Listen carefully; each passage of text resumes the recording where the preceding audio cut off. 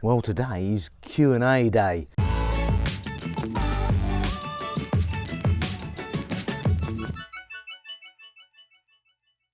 Pi and I get a huge amount of questions on a daily basis, and we do our best to answer these in the comments. But it's always nice to sort of produce a vlog where, you know, the broader questions can be answered. So I'll try and tackle some of these today. One of the most sort of prevalent questions that we've been asked lately is how much money do you think you and Pi are going to make out of the farm? The honest answer to that is nothing, zero, zilch, nada. We won't actually earn anything out of it. Everything that was done here on the farm was for the benefit of Pi's mum and dad. We had no intention of making this our main source of income. So everything that's been done is basically for mum and dad. It was designed to help diversify what they do in terms of generating an income stream. I mean, before it was just rice, corn and tobacco. And it's back-breaking work, and there's almost no money in it. Now, when we first came up here, the original plan was for Pi and I to zip around on the motorbike and show you guys some interesting places. And, you know, it's still on the cards. I'll get to that a bit later. But after seeing what mum and dad went through just to scrape a living, we decided, well, hold on, you know, if the vlog was capable of generating an income from YouTube earnings, our Patreon account, and people donating, then it would be great, because we could sort of, you know, help them diversify. And we've achieved it. It's been quite remarkable. Yeah, we've been accused of e-begging on more than one occasion. And of course, if that's the route some people want to take, then, you know, that's their opinion. They're entitled to it. For me personally, I've taken great pleasure in helping out other people. I've had an enormous amount of pleasure in working the farm and, you know, seeing things come together. And it's also restored my faith in humanity with the amount of people that have donated. And it's not just a case of those who've donated, it's all of our subscribers for watching, because at the end of the day, our YouTube earnings have grown exponentially, that have allowed us to do what we've done here today, and hopefully will allow us to carry on and do other things in the future. So yeah, quite happy with it, to be perfectly honest here. I'm absolutely delighted. It's been a great life experience and a chapter in the book that most people could never write. So yeah, I'm absolutely thrilled with the whole experience. Quite a few people have asked about the land, you know, who actually owns the land. You know, did I buy it? Did Pi buy it? The answer is no. Mum and dad have owned this for over 35 years. Originally, this was all jungle. It's hard to believe. Even the neighbouring plots was once just all jungle. Sort of 35, 40 years ago, they acquired this piece of land and they cleared it and started farming it. And it, again, predominantly rice. Now, mum and dad have two children, Pi and Em. Em is a younger brother. So essentially, dad's always said that, you know, the land belongs to all three of them, mum, dad, Pi and Em. And it's basically split up in three ways, so 3 rye apiece. Now, as the years go on, if mum and dad pass away, of course, then their 3 rye will then get split up between Pi and Em. And it basically gets passed down to family member to family member. It's as simple as that. Em has children. He has 2. He has a son and a daughter. And Pi has 2 sons. The oldest son lives with his dad, so and we get to see him. We get to see the family. They're a nice bunch of people, and no problems at all. An awful lot of people have asked me about the building of the house and, you know, will it happen? Again, it's one of those things I really don't know at this point. There's so much to consider. A lot of people have asked about the land area, how big it is and how it looks from above. As you know, when Bob was here, he took an awful lot of aerial footage. He sent me in an email last night a photograph of the particular area. So here it is, and here's the outline of the actual plot itself. As you can see, it's quite a size. I mean, there's an awful lot you could do with it. But again, there are logistics to consider. So whether we actually get round to building this or not, it, you know, depends on so many factors. But to be honest with you, I'm not overly worried about it. You know, right now I'd be happy if I was renting a small home, and leave it at that. It's not really much I need at my time of life, apart from a bit of peace and quiet. So yeah, that's my goal. That's my number one goal, is to find somewhere where it's not too noisy. But apart from that one little tiny issue, and it's a very small issue, yeah, life is just absolutely wonderful. I wouldn't swap it. Quite a few people have asked if we could show them more other than the farm. You know, some people are saying, look, you know, Graham, the farm's getting a bit stale. You know, it's duck eggs and fish and ducks and rice. Pie and I fully agree. There's only so much we can do with it, and we're coming to the end of the journey with it, as far as, you know, what we can do to help mum and dad. The frog farm is pretty much the last project. So after it's finished, what we would like to do is to revert back to our original plan, and that's getting on the bike and showing people around.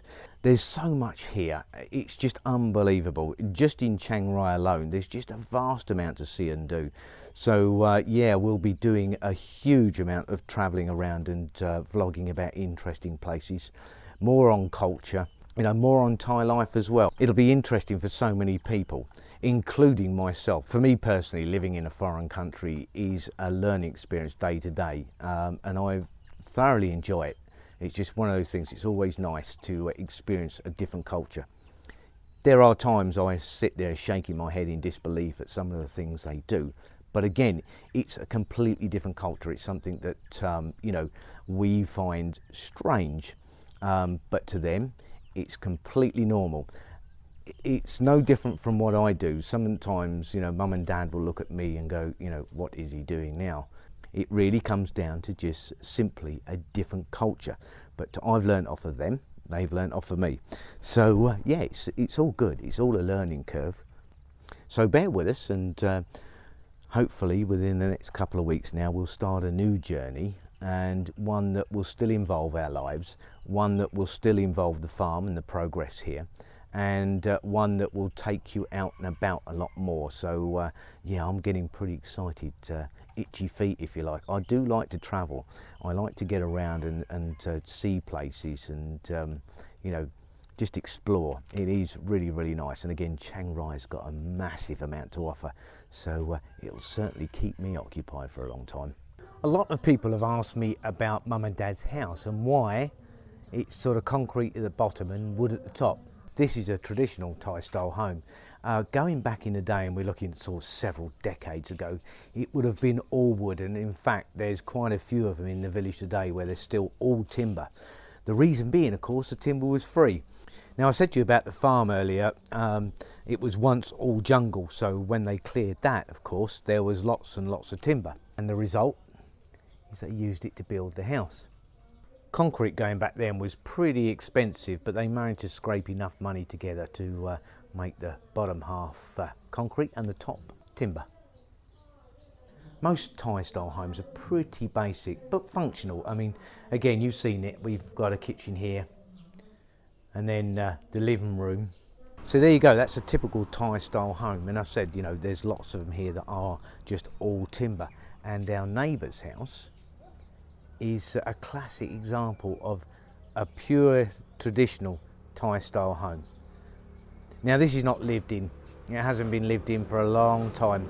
Every now and again they come back and stay for, say, a weekend to visit friends, but that's about all. But that is what most Thais would live in. Somebody also asked me about the electricity supply and what it is and how the house is wired. It's a standard 240 volt, so pretty much the same we get in the UK. As far as the cabling is concerned, you can see the cabling running along here, which then goes into the light socket. But most of it then is piped off in a series of extension cables. So there's not that many sockets here. We got another one near the bathroom. But again, what happens is you have all these, and these are just literally cabled around down into here, into extension blocks. And it's as simple as that. There are 3 power points in the entire house. That's one near the bathroom here, one near the front door over there, and then one upstairs where the computer is, and that's it. That's all there is. The rest of it all comes off extension cables. Times are a-changing, there's no two ways about that. There's quite a few new homes being built up here, and they're now being built to a more of a Western standard. It's generally concrete block and brick with wiring that's trunked into the walls, so they've got more power sockets, etc. And even PVC windows, so that the house becomes more weather tight. Certainly things are changing, and changing for the better. It just makes more of a comfortable home for people. So certainly they're adopting Western technology up here, that's unquestionable. There's a new one that's being built not far from here, and I did actually ask them how much, and they said it was 1.2 million to build, so, and that excluded the land costs. It was a 3-bedroom house, but again a Western style home. Someone said that I don't seem to eat an awful lot of Thai food. That's not the case actually, I eat quite a bit. What I can't take is the chili. I hit the pharmacy again yesterday to get some charcoal tablets for my stomach. Again, I do have a weak stomach, so anything really spicy has a tendency to play havoc with me, so I stay away from it. It's a bit of a shame really, because I know I'm missing out on so much, but it's one of those things, it's just life. But I do eat a lot of Thai food, but Pi just merely admits the chilies, which is really nice of her. You having a bit of a relax there? Yeah, taking it easy, eh? Getting Western food is actually not that difficult. I mean, that's a chipolata, an English chipolata, and they're delicious. You can get sausages here, you can get bacon across the road in the pork shop, and it's not actually that expensive either. There are certain items, yes, the import stuff, where it can be very, very expensive. We hit Tesco's the other day, and I saw some cherries, and I saw some pears, and they were massively expensive. I mean, just one pear would cost about 50 pence, which I think is actually really expensive. Again, cherries, anything like that is generally very expensive, but again, import stuff, you're going to pay through the nose for it. So I generally avoid that type of thing. As a general rule though, no, I can cook liver and bacon, I can cook sausage and mash, beans on toast, it's all available. So no, I never go hungry, and there's always lots and lots to eat. As far as the Thai food is concerned, yeah, it's delicious. I mean, Pi, she cooks all sorts. Tamarind pork, for instance, steamed fish, just love the lot of it. But again, I just leave out the chili and I'm just fine.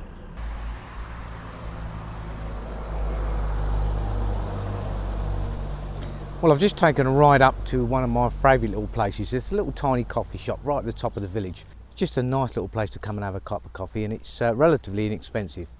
But there's a reason I'm here. I can cover a few questions right here. The first one is there a lot of checkpoints, police and army checkpoints up here where we live? And the answer is yes. And the reason being is because we're right on the border of Laos and Myanmar. So you get quite a few. And there's one right at the top of our village. And that's it there. What they've done as you come along the highway there, they've narrowed it off so you get channeled through, and then where that umbrella is where you get the army or police standing and then checking people as you're going through. I've never had any problems. Generally, foreigners are required to carry their passports with them. What I do is keep a copy of my passport in my motorbike and in my wallet, and only once in the 14 years of being here have I been asked to produce it. And when I did produce the copy, they said it was fine, and I was sent on my merry way. Generally though, what they're looking for is to stop you if you're not wearing a helmet, if you're driving without a seatbelt on, or if you don't have a driver's license. And again, I've never had any problems. The guys here in this particular place have always been kind, courteous and professional, so no complaints at all. The other thing I often get asked is about my motorcycle safety gear. Well, as you can see, I have a helmet, and as you can see, it's a modular helmet. It has a sun visor in there as well. All in all, a pretty good helmet. Now, a lot of people thinking, a helmet serves one purpose and one purpose only. If you have a crash, then it'll protect your head. But that's not true.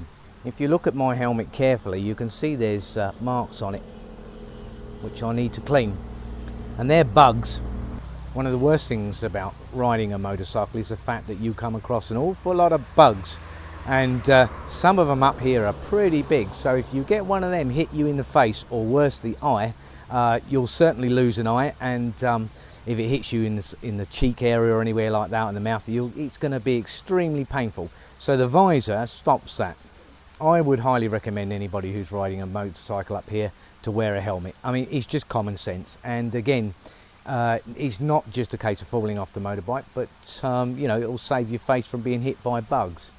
The old joke is, what's the last thing that goes through a bug's mind when he hits your visor at 100 miles an hour? Well, that would be his backside. And I'd rather he hit that than hit my face. Now here's my cappuccino. 40 baht. Get a glass of water with it. Absolutely lovely. As far as other bits and pieces, I obviously have gloves and an Alpine Stars jacket. Pi has one that's identical. And the jacket comes with armour plating, so for the back, the shoulders and the elbows. So all in all, a pretty good jacket. Right, I'm going to sit and enjoy my cup of coffee and relax. Well, that's about all from Pi and I today. Tomorrow we've got a trip over to Mai Sai. We've got to do some grocery shoppings, and what we'll do, we'll take you down to a little border area between Thailand and Myanmar. It's only a tiny little bridge, but there's a market going on there as well, so we'll take you there and have a look. Whatever you do, have a fantastic day and stay safe. And Pi and I, we'll see you tomorrow. Bye for now, guys.